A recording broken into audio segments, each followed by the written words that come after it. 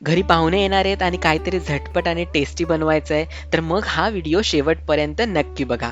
तर हॅलो, हाय, नमस्कार, राम राम मंडळी. आज आपण बनवणार आहोत व्हेज पुलाव, जो बनवायला आहे अतिशय सोपा, पण चवीला तितकाच भन्नाट लागतो. चला तर मग सुरुवात करूयात. इथे आपण एका भांड्यामध्ये तेल गरम करायला ठेवलं होतं. आता यामध्ये आपण घालूयात खडे मसाले, ज्यामध्ये आपण घेतलेले आहे 5 हिरवी वेलची, 10 काळी मिरी, 10 लवंगा, 2 दालचिनी आणि 2 तमालपत्र.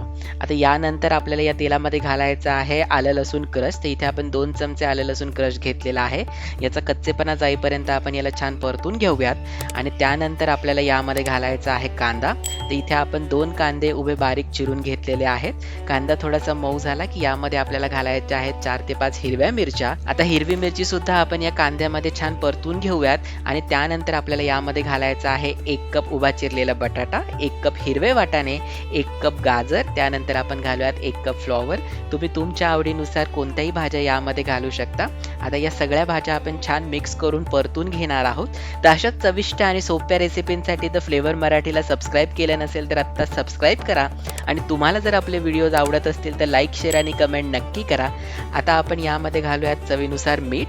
त्यासोबतच आपल्याला यामध्ये घालायचा आहे लिंबाचा रस. तर इथे आपण 1 लिंबाचा रस या भाज्यांमध्ये घातलेला आहे.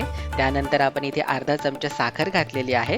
आता या सगळ्या भाज्या आपण छान मिक्स करून घेऊयात आणि त्यानंतर झाकण ठेवून आपल्याला याला एक वाफ काढून घ्यायचे. लक्षात ठेवायचे आपल्याला भाज्या खूप जास्त शिजवायच्या नाहीयेत. आता भाज्या पुन्हा एकदा मिक्स करूयात आणि त्यानंतर यामध्ये आपल्याला घालायचं आहे 4 कप बासमती तांदूळ. तर बासमती तांदूळ आपण इथे अर्धा तास भिजत घालून त्यानंतर यातलं पाणी काढून टाकलेलं होतं. आता तांदूळ सुद्धा आपण या भाज्यांमध्ये छान मिक्स करून घेतलाय आणि त्यानंतर यामध्ये आपण घातलेले आहेत काजूचे काप, ज्याला आपण छान मिक्स केलंय. आता यामध्ये आपण घालणार आहोत 6 कप पाणी. तर ज्या कपाने आपण 4 कप तांदूळ घेतले होते त्याच कपाने आपण 6 कप पाणी घेतलेलं आहे. पाणी आपण गरम करून घेतलं होतं. त्यानंतर आपण यामध्ये घातलेलं आहे थोडंसं मीठ. भाज्या शिजवताना सुद्धा आपण थोडं मीठ घातलेलं होतं आणि तांदूळ घातल्यानंतर सुद्धा आपण मीठ घातलेलं आहे.